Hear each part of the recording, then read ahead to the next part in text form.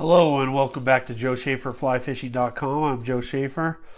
And the next fly in my Shafer's Flies fly series is the one that kind of started it all. This is Shafer's Laney's Mysis. This fly has been in many magazines, many books, including Fly Fisherman Magazine and Pat Dorsey's Guide Flies books. A lot of my flies were in Pat Dorsey's Guide Flies book. But it's also one of my signature patterns with Holly flies, as well as all the other ones in this series. It's been a very effective pattern for me over the years. Now, Mysis patterns are very specific to certain areas, and it is a very interesting fly. A lot of our waterways here, the Mysis get spit out of the bottom of the reservoir, so they actually get into the rivers and streams, and our fish get big and fat on these suckers. So it's a great fly to have in your arsenal. I also will cross over this fly and fish it as a Chironomid.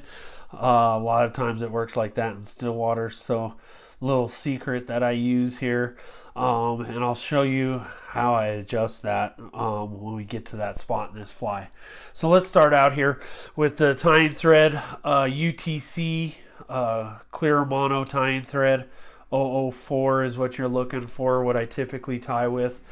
And this fly, a little bit different techniques again. When I start the thread here, we're going to start it off just the bend of the hook here. And I'm going to make 3 or 4 wraps. Then I'm going to come behind the tag end and make 3 or 4 wraps there. And then come back to the front and make a couple more. What that does is lock in that mono tying thread so it doesn't come undone. If I were just to wrap that on there, all it would do is spin right back off, and you wouldn't be able to keep it on there. So that's a good way to lock it in. Next material I use for this fly is pearl flashabou. And all it is, I use 1 strip of this pearl flashabou, good flashy material. And we're going to tie that in. Now, I don't try and tie things in, especially with this mono thread. So I'll just put the material up underneath and against that thread, and I'll bring it to the top, and that locks it in. Then I'll just pull that thread back to where it's just behind, or pull that flash back just behind where the eyelid is, and I'll start my wraps forward. And I connecting wrap that all the way forward to just behind the eye. Right there is perfect. Okay, then I'm going to wrap this flashabou all the way forward with connecting wraps, or as much as possible connecting wraps. And I'm going to bring that all the way forward, and then I'm going to return it all the way back. I want that look throughout that whole fly, with that flash showing through that tying thread. That's why I use clear on this, so you can see that flash through there.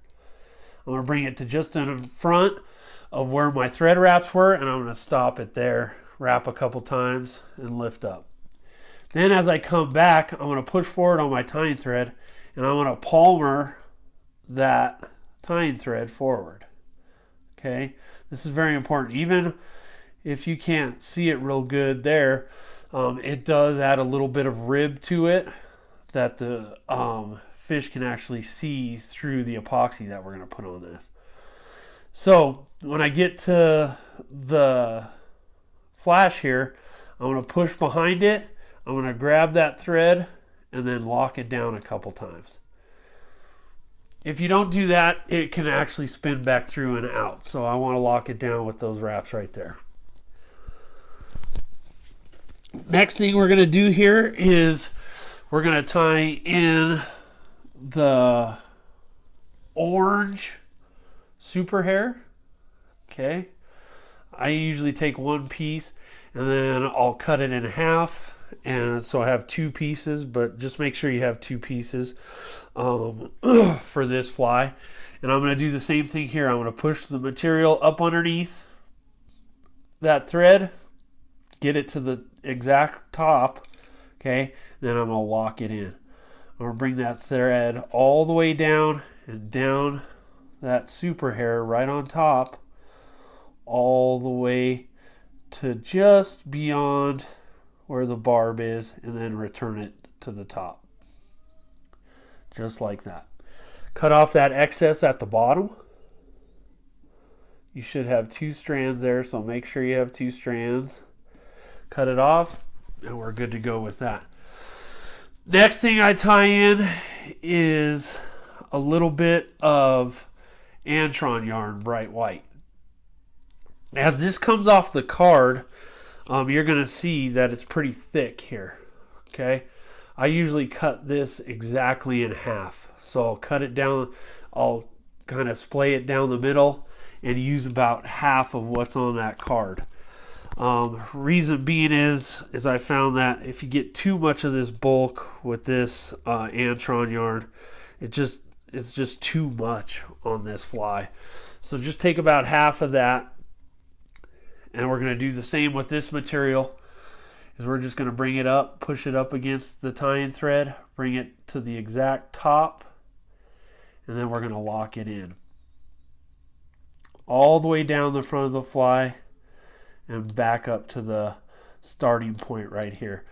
We want to be right on the bend there because that's where our eyes are going to sit. All right, so we locked in our Antron yarn.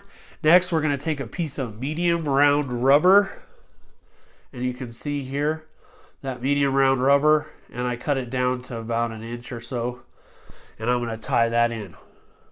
So I'm going to put that right where all those materials start, and I'm going to lock it in. I'm going to go 3 or 4 turns over the top, then I'm going to come back up underneath, and I'm going to do 3 or 4 turns back the other way. You just want to make sure and lock it in. You don't want to bind it down too hard where those eyes are kind of bending back, but you want to put a few X wraps in there. Make sure that it's good and tight to the hook. That becomes important later, and I'll show you why. So now we're going to take these materials, okay, we're going to pull the Antron over those eyes, making our head here. We're just going to follow it right down the front. Then we're going to return that thread to the top. Then we're going to pull down our super hair, or 2 strands of super hair, and we want that to lay right down the middle. Okay, that's mimicking a little hot spot. Also, some of the naturals, they got that kind of orangish hue in their head, bloodline type thing, and we're kind of mimicking that with this. Makes these Mysis patterns stand out a little bit more. So we're going to lock that in, return our thread to the top and behind the head. Okay, now we're going to actually finish this fly behind the head here. So we're going to take our whip finisher, and we're going to make a few turns building just behind the head there so we don't have as much of a slope. Okay, we want that head to stick up, but we don't want to build too much there where it doesn't look natural. So we're just going to build a little bit, have a little bit of taper there. That's about right. A couple turns, and we're good to go. We'll cut off that thread. Now, here's why it's important that we binded down those eyes pretty good. We're going to take those eyes, and we're going to pull on them a little bit, and we're going to cut. That lays them flush to the head there. Same thing on the other side. We're going to pull on them just a little bit and cut them off. Now, if I were to pull on those and I didn't bind it good enough, those eyes will come right back out, and you have to start all over. Next thing we're going to trim off is this super hair. We're going to trim the super hair right by the base of where I stopped the thread wraps and cut it off. We have that there. So that's what it'll look like. Got it right down the center of the eyes all the way to the front. Okay, and then our super hair, or our Antron yarn here, okay, we're going to cut off a little bit longer, at an angle a little bit, and leave it hang there. Okay, and I'll show you how I trim that up after we're done here. So that's the basis of Laney's Mysis. Okay, now to finish this fly, again we use an epoxy finish here to get that crustacean look going. And what I'll do is I'll put a good bead of epoxy on my little toothpick here, or you can use a bobbin or whatever you want to use here.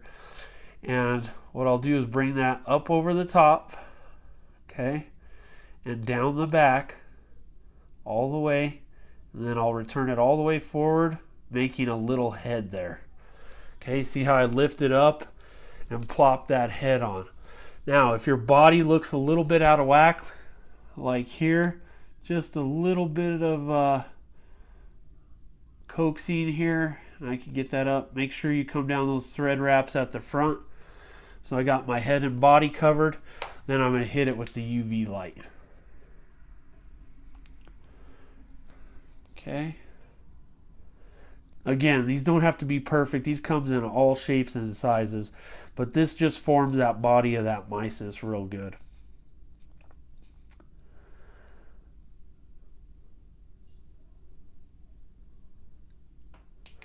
Alright, that's set up, and that's our final product with the Laney's Mysis. You can see that it's real see-through. You got that real pearlescent flash coming through just like in the naturals.